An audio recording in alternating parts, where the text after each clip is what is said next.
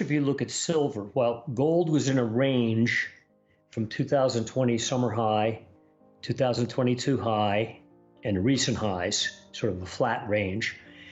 Silver was in a slightly downtrending channel. I'm talking price now. Silver burst through that channel earlier this year, especially by March, was very evident. The pullback is basically dancing on top of that channel. So even from a price chart perspective, this pullback is a pullback in now what is an emergent uptrend. Okay. Momentum, we measure all kinds of time scales: annual momentum, quarterly momentum, monthly, weekly, etc. What has been going on since basically March in gold and silver has been repeated selling in those markets that has really not produced much downside. In other words, if you've been short gold, let's say not at the exact top tick of the rally, but let's say around 2000, well, you're making 20, 30 bucks, and it's been several months of selling. So even from just a price chart point of view, if you're a bear, consider that. Okay, if you're a bull, consider how the bear feels. He doesn't feel real great. He's not really making a lot of money. And in one good day, we could blow him out. Okay. Gold has set a triple top on a price chart. If you keep pointing figures, X and O charts, $50 by 3 block reversal, you've got 3 highs at 2050, 2050, and 2050. That's 2020 high, 2022 high, and a recent high. None of them touch 2100. Okay, so you're sitting there on this point and figure chart at a triple top. After having blown out a triple bottom in last summer and fall, falsely, we said it would be a false price chart breakout. Sure enough, it was. You had repeated lows at 1700, we went down to 1650.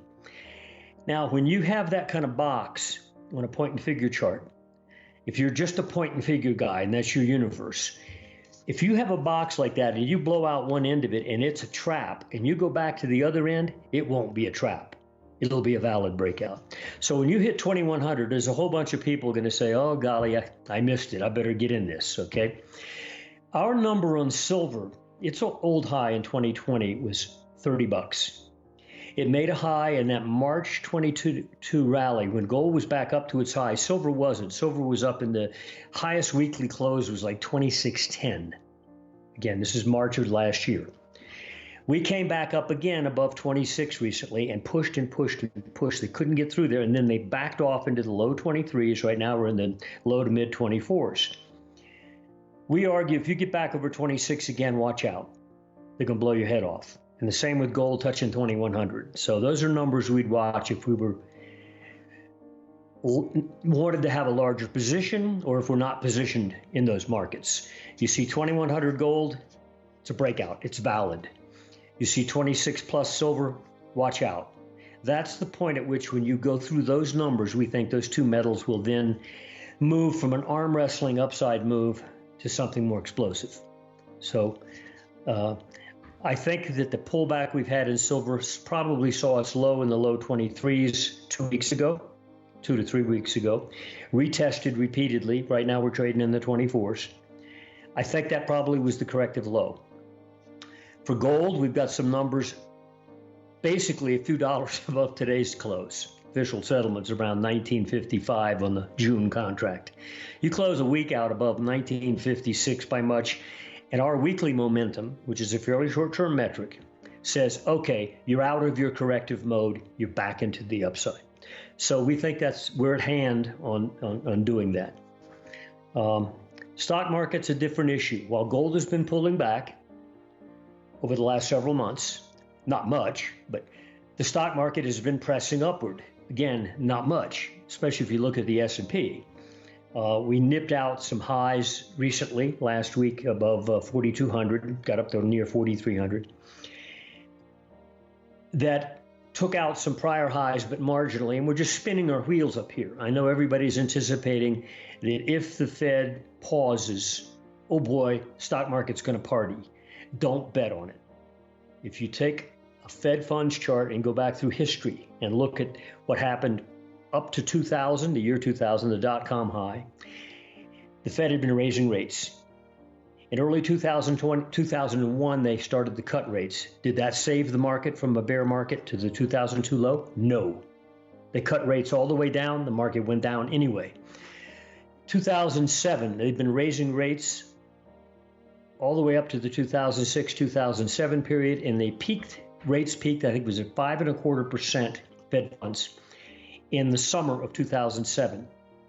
They actually started cutting rates while the market was still at its highs. That's above 1500 S&P, and all the way down to the bear market low of 2009, the Fed cut rates, but it didn't save the market. So those who are hopeful that if the Fed pauses or maybe ultimately starts lowering rates, that'll help the stock market, don't bet on it. History's not on your side. I hope they raise rates again. Why not? Choke the beast even more. They created this bubble and they started to choke it. And as far as we're concerned, it's done. The asset bubble is busted. It busted in early 2022. And all we've seen since then is arm wrestling match with a protracted rally effort really led by 5 or 6 stocks that are so heavily weighted that you can take like 490 stocks in the S&P, and if you looked only at them, we've gone nowhere since the 2022 lows. And if you include those 5 or 6 stocks, and you know what they are, that are so heavily weighted, they constitute like 30% plus of the S&P. That explains the S&P's fairly anemic rebound. It's not even a 50% rally back to the highs, but that everybody's cheering and hopeful for. But it's really an extremely narrow market event, heavily distorted by 5 or 6 stocks. So at MSA, what we're watching are areas that the public is not largely watching. Yes, they're watching Apple, Amazon, Microsoft, Nvidia, etc., the heavily weighted ones. And we're watching them for rollover, and we think it's close, very close at hand. Once they roll over, that'll hurt the psychology. It'll also hurt the metrics because they're so heavily weighted.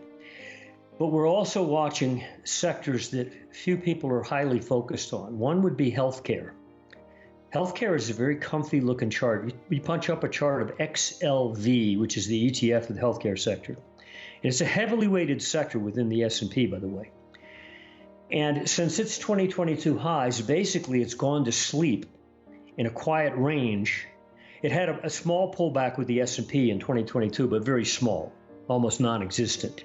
And it's just nestled up there in the middle of this quiet range. And so if you're looking at assets that look pretty good compared to the market, you think, well, healthcare is a pretty safe place. That's a place we're looking for an ambush. Now, by ambush, what do I mean? In late January of this year, banks were looking quite good. They've been performing better than the S&P all during 2022, and they were looking tough in early 2023. We put out 2 reports saying, watch out for an ambush in the bank sector. Well, we got it. Banks collapsed through the 2022 low and were so far below that low that if the S&P were matching the banks, it'd be trading around the 3,000 right now, okay? The other sector we're watching is the broader financial sector because while it's anemic, is not taking out the 2022 lows. And if you start to take non-bank financial institutions through the 2022 lows, we're not far away from that, by the way.